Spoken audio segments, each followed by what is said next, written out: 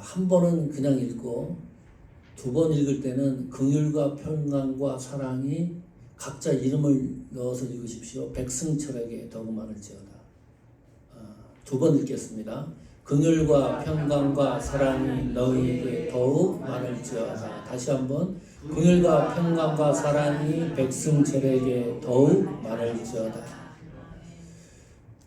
신약성경 서신서에 보면 보편적으로 인사말에 서두에 등장하는 단어가 있습니다. 긍휼, 또 은혜, 평강입니다. 은혜, 평강은 거의 등장합니다. 축복의 언어죠. 유다서 1장 2절은 특이합니다. 긍휼, 평강, 사랑. 이 사랑이라고 하는 단어가 서신서 서두에 들어간 성경은 유다서가 유일합니다. 그래서 촘촘히 유다서를 읽을 필요가 있다. 하나님의 언어입니다. 긍휼, 평강, 사랑은 어떤 의미가 있나요? 적어도 성도는 이 세상 살아가는 동안에 이 세 가지 하나님의 언어를 풍성히 누리는 존재이다. 사라지지 않아요. 쓰고 또 쓰면 더 풍성해지는 언어가 긍휼, 평강, 사랑입니다. 저작권료를 지불합니까? 그냥 사용하라고 하나님께서 유다서의 저자 유다도 긍휼과 평강과 사랑이 너희에게 더욱 많을지어다.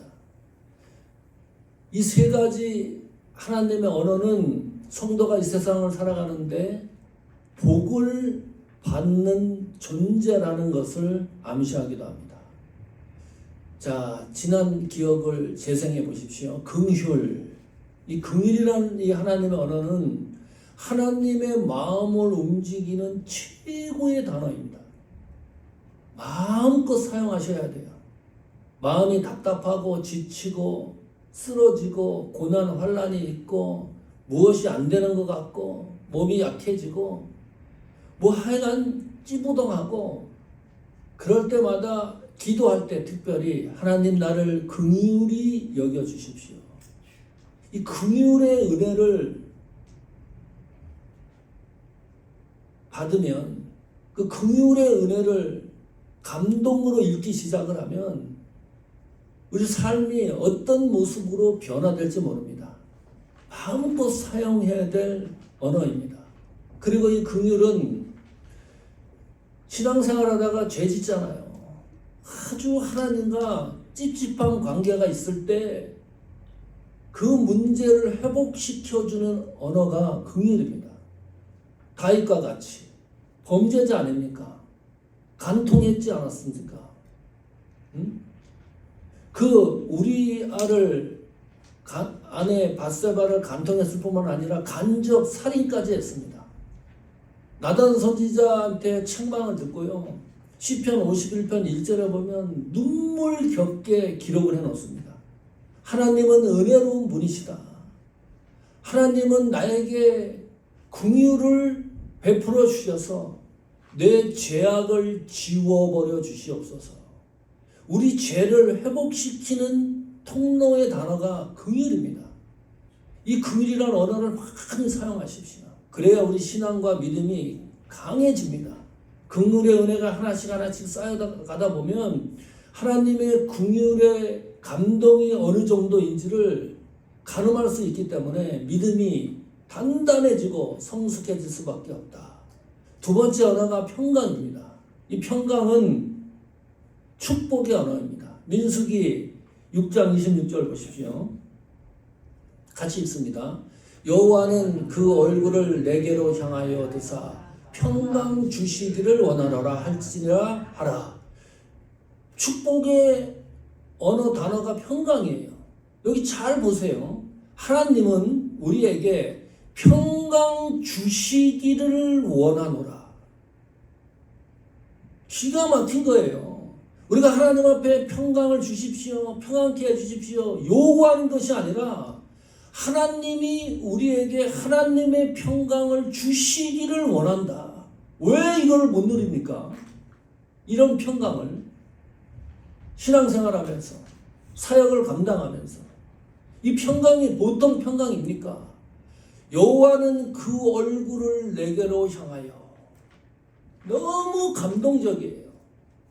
내가 하나님의 낯을 피해도 이 하나님의 얼굴은 레이더가 나를 쫓아오듯이 항시 나에게 고정되어 있다. 이게 무슨 말이에요?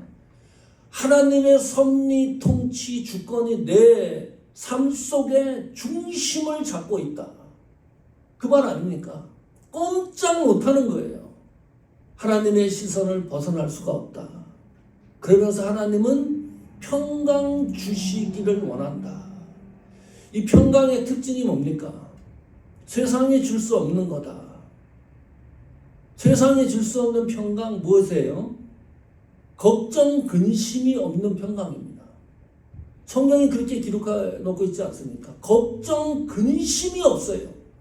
이 하나님의 평강의 은혜를 경험하면 세상이 뭐 뒤집혀도 이 마음이 걱정, 근심이 없어요. 내 몸이 약해져도 걱정, 근심이 없어요. 물질이 좀 없어도 걱정, 근심이 없어요. 쓰러지고 넘어져도 걱정, 근심이 없어요. 우리 김경자 사모님 보면 고품격 외모입니다. 센터 가면 우리 사모님 보고 교수님 아니셨냐고 그렇게 물어보신대요. 얼마 전에 주치의가 다른 의사한테 보냈습니다. 왜냐하면 신장 기능이 30%밖에 남지 않았다. 그 이야기를 듣는 거예요. 신장. 그 사모님이 이 의사가 더 걱정하고 깜짝 놀랄까봐 환자가 사모님이 놀랄까봐 말씀하시는데 사모님이 웃으면서 되레 의사를 더 위로해 줍니다. 내 인생에 피를 투석하는 일은 없을 거라고 웃으시면서 그렇게 그 얘기를 듣는데도 마음에 평안이 있대요. 희한하지 않았습니까? 그래도 이 의사가 자기 소견에는 30%밖에 안 남았는데 정밀 조사를 해야 된다. 그래 이번 주에 새벽 6시 10분인가 병원에 가셨어요. 다 조사했어요. 결론이 뭘까요? 괜찮다. 이 평강이라는 게 묘한 겁니다. 죽는다 그래도 웃음이 나오고 마음에 기쁨이 있고 우리가 어떤 일을 만날 때 내 속에 평강이 있다는 것은요 하나님이 강력하게 나를 역사하고 있다는 증거입니다. 그 이야기 듣고 사모님한테 카톡 보냈어요. 평강의 은혜입니다. 지난주에 이 평강의 말씀 전했잖아요. 그 평강의 은혜를 사모님이 보여주셨습니다.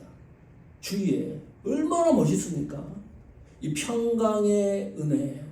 하나님이 주시기를 원한다. 다 누리시기를 축원합니다. 오늘 세 번째 언어, 사랑입니다.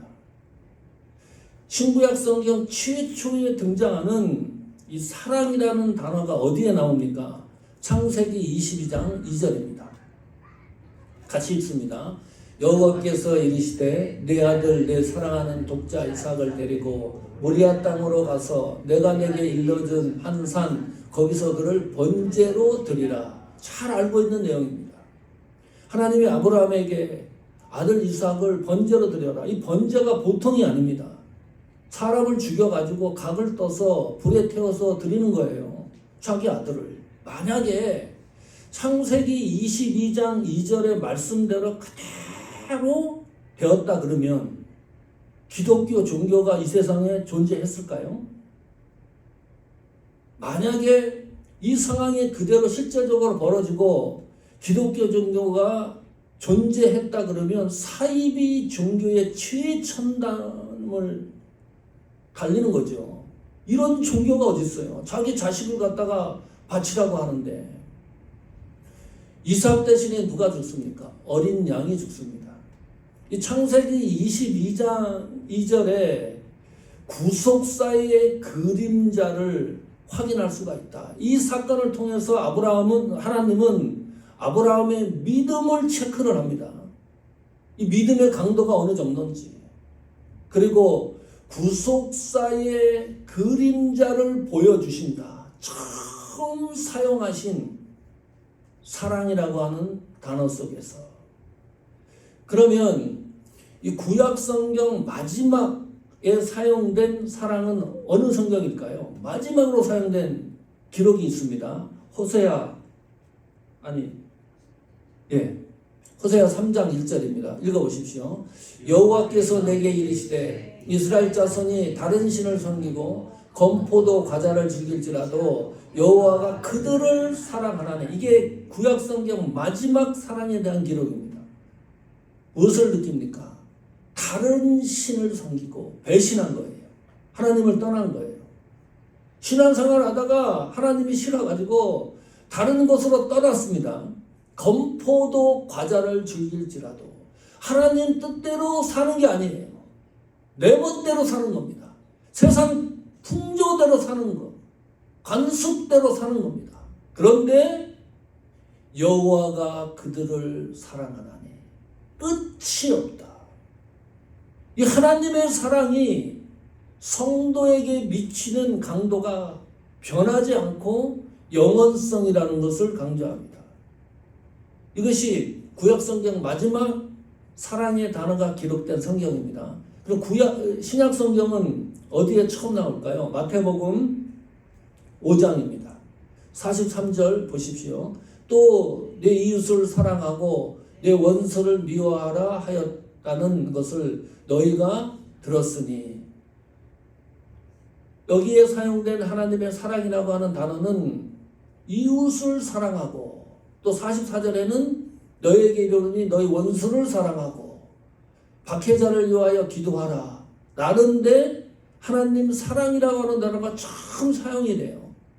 43절 이해하십니까? 이게 무슨 내용인가요? 유대인들은 이렇게 생각했어요. 내 이웃을 사랑하는 건 맞다. 이웃이 누굽니까? 유대인들이에요.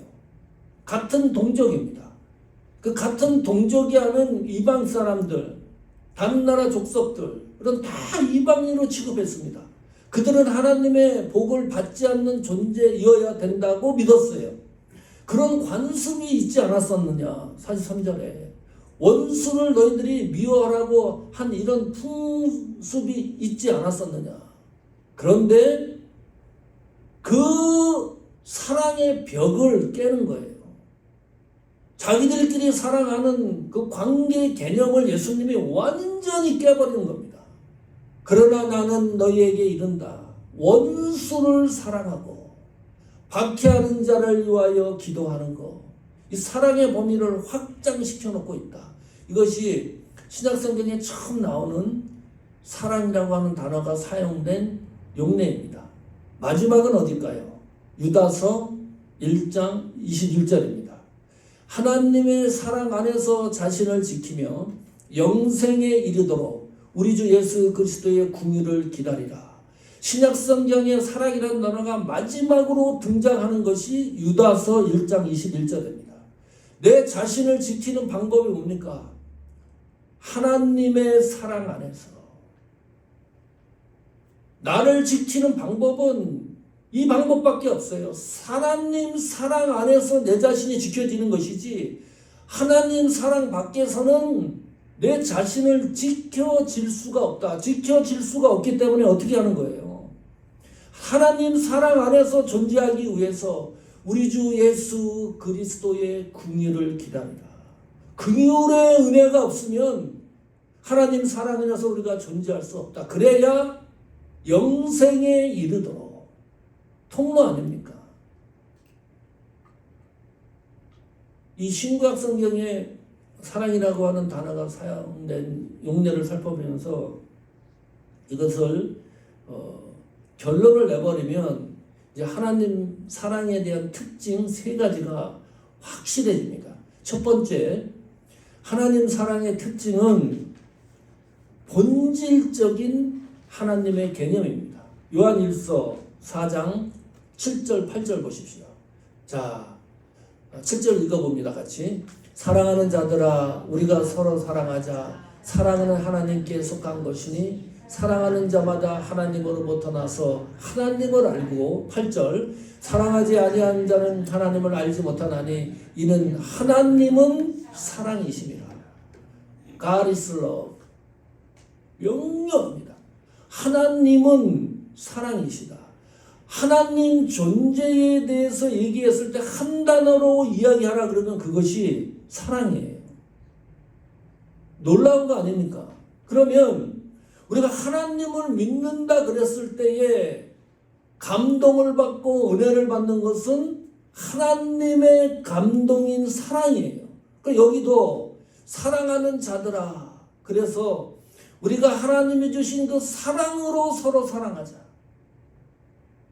내가 사랑하는 기준, 내가 생각하는 사랑으로 사랑하라는 의미가 아닙니다. 여기 나오는 사랑이라는 단어는 모두 하나님의 사랑을 말합니다. 그 사랑으로 사랑하자. 하나님께 속한 것이다. 이 사랑은 내 것이 아니다. 바울식으로 얘기하면 예수 그리스도의 심장입니다.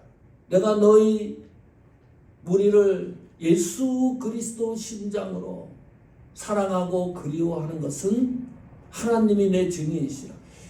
예수님 심장으로 사랑을 하는 거예요. 이유는 그 사랑이 하나님에게 속한 것이기 때문에 그 하나님의 사랑을 받은 성도는 어떤 일이 일어납니까? 하나님을 안다. 하나님을 알고 하나님으로부터 나서 하나님을 알고 하나님으로부터 나서 하나님을 아는 통로가 사랑입니다. 그 사랑을 통해서 확인하는 거예요. 그러면 하나님의 사랑을 받지 못하는 사람들은 하나님 존재는 인정할지 모르지만 그 하나님을 나의 아버지로 고백할 수가 없다. 이게 틀린 거예요. 이게 너무 놀라운 것이기 때문에 우리는 이 은혜를 어떻게 얘기합니까? 이 하나님의 사랑의 은혜를 무조건적인 은혜, 대가가 없는 은혜 그렇게 표현을 합니다. 그러나 하나님 편에서 봤을 때는 틀린 말이에요. 하나님은 이 사랑을 위해서 모든 것을 지불했습니다. 대가를 지불했어요. 어느 정도의 대가입니까? 예수님이 이 땅에 오셔서 고난당하고 십자가에서 완성하는 신이 당하는 고난과 죽음, 그 모든 대가를 지불하고 주신 사랑이 성경에서 얘기하는 요한일서 4장 7, 8절에 얘기하는 그 사랑을 이야기합니다. 사랑은 하나님의 본질적인 속성이다. 두 번째, 세 번째 했나요? 두 번째 했나요? 첫 번째는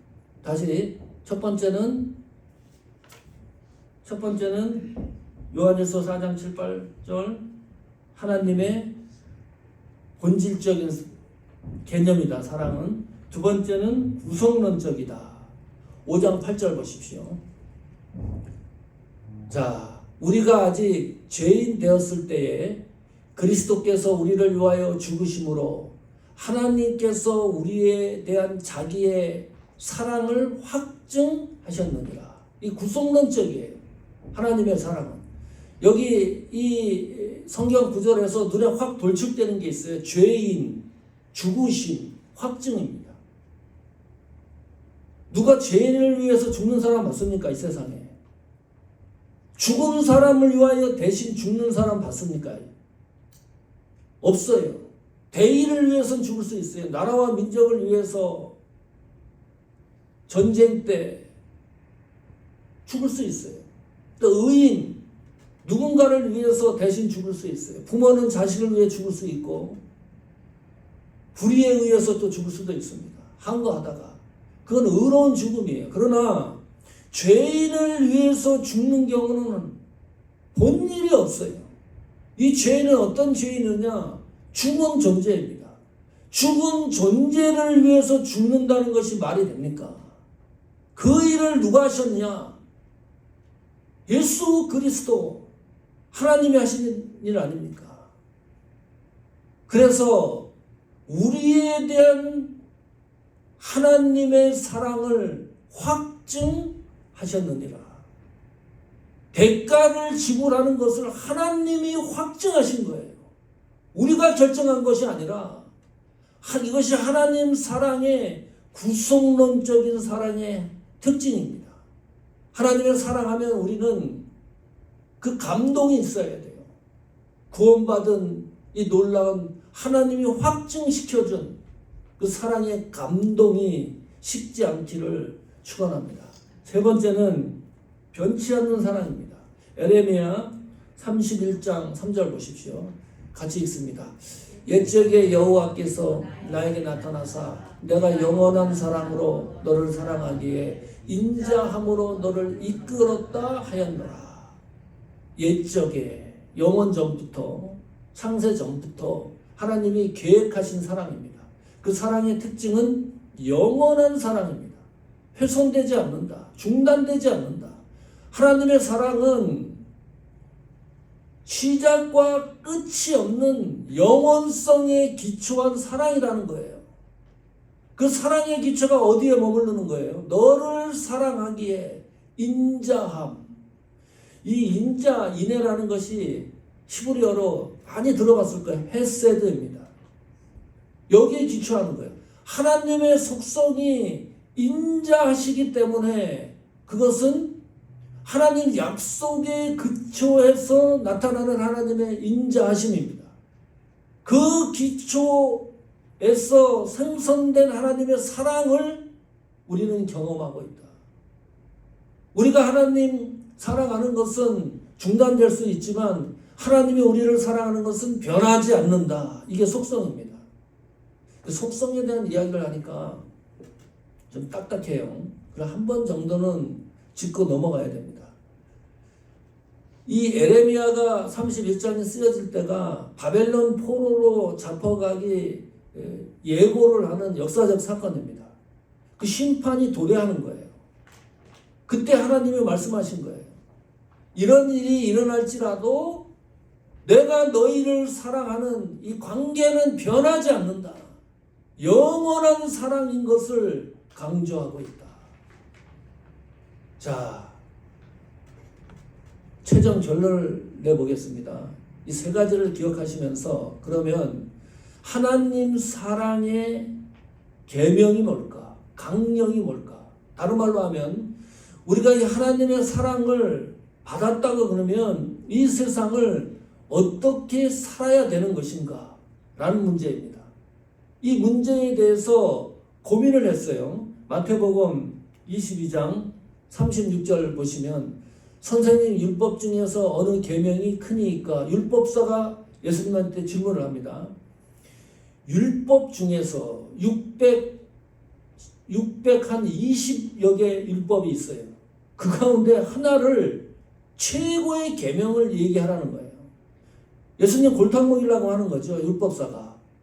어느 계명이 최고의 계명이냐? 그 많은 율법을 대표하는 계명이 뭐냐? 모든 율법이 최고의 계명인데 그때 예수님이 이렇게 말해요.